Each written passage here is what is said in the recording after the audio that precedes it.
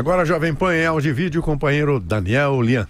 O governo está articulando e tentando convencer parlamentares sobre a importância de aprovações de medidas consideradas essenciais para os rumos do país. Durante uma audiência no Congresso, o ministro do Planejamento, Diogo Oliveira, fez um apelo para que os congressistas aprovem mudanças classificadas pela equipe econômica como relevantes e citou a nova lei de licitações. Segundo ele, a atual é bastante antiquada e, por isto, requer alterações a fim de assegurar modernidade, evitar fraudes e garantir agilidade às execuções do que for licitado.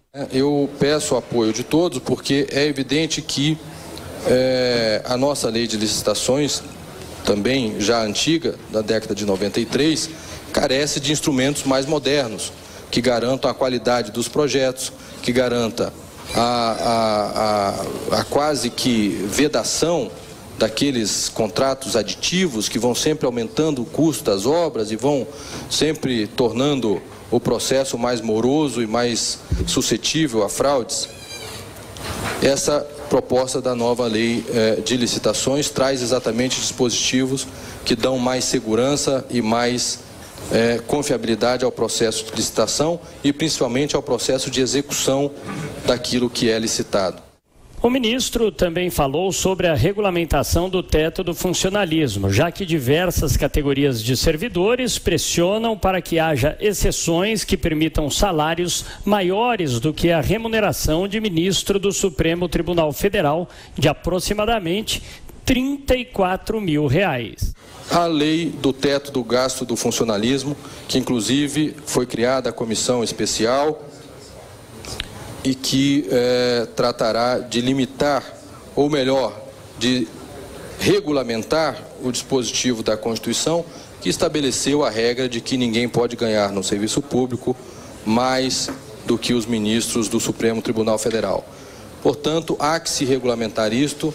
O projeto de lei 6.726 já traz todos esses dispositivos, esses elementos, e seria uma grande contribuição da Câmara dos Deputados para o processo de melhoria da eficiência, da transparência e da qualidade dos gastos públicos.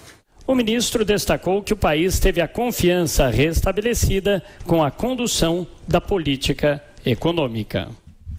A equipe econômica mantém uma agenda bastante ambiciosa de reformulação e reestruturação da economia brasileira. A gente não pode desconsiderar os avanços que eles conseguiram em termos de legislação. Teve a PEC do gastos logo no começo, conseguiram avançar com algumas reformas. Agora, a reestruturação mais consistente, claro que emperra na medida em que se enfrenta uma nova crise política. O presidente Temer sendo alvo de novas denúncias, tendo de negociar, entrando naquela história do toma lá da cá mais uma vez, que é uma coisa que já cansou toda a sociedade. Agora a agenda continua. E o Congresso mesmo, com todos os interesses políticos, o Congresso também sendo, em boa parte, alvo de investigações, conseguiu aprovar muita coisa. Então a gente teve uma agenda modernizante da economia brasileira muito importante e agenda que ajudou em certa medida nessa retomada ainda gradual do crescimento que nós estamos vendo. É uma pena que a crise política tenha atrapalhado tudo isso, que esse jogo político muito sujo tenha atrapalhado. Mas a agenda está presente, o governo dificilmente vai conseguir aquelas medidas mais ambiciosas como a reforma da Previdência, ele pode no máximo conseguir uma ou outra medida nesse sentido para tentar dar uma freada no ritmo de expansão do déficit do sistema previdenciário, que é um fator muito preocupante em relação à evolução da economia e a própria continuidade do crescimento econômico. Agora a gente não pode deixar de lado os avanços importantes que ocorreram. É uma equipe econômica qualificada, que se perde, ou perde muito do que poderia fazer em meio a esse jogo político. Eu só quero chamar a atenção da sociedade brasileira, dos nossos ouvintes, para a fala do ministro dizendo que acabou com os contratos aditivos, ou os termos aditivos dos contratos, o que vai dificultar a corrupção, etc. É dramático isso, porque o termo aditivo não existe para roubar. O termo aditivo é um princípio sagrado dos contratos, porque um contrato não pode se cumprir se as coisas se alteram, principalmente quando o contrato é feito com o poder público. Como a presidente Dilma, por exemplo, no seu tempo, ela congelou o preço do álcool e enterrou quase todas as indústrias de álcool no Brasil. Então, esse termo aditivo, o contrato vale desde que as coisas permaneçam como estão no momento em que o contrato é assinado. Se de repente vem uma crise, vem um drama terrível, vem uma desvalorização brutal da moeda, a pessoa não tem condição de cumprir o contrato. Como nós temos tantas obras paradas aqui, inclusive no metrô.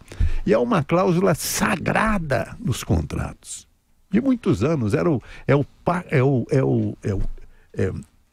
tem que ser mantido stantibus, rebus sic stantibus, mantendo-se assim as coisas. Vem do latim essa história. Quer dizer, isso vale no contrato entre nós se as coisas forem mantidas como estão. Ele está dizendo que o Brasil está entrando por um caminho de insegurança muito grande, tanto por parte de um ministro como por parte do Supremo Tribunal Federal, na aplicação da lei no Supremo Tribunal, na mais alta corte do país.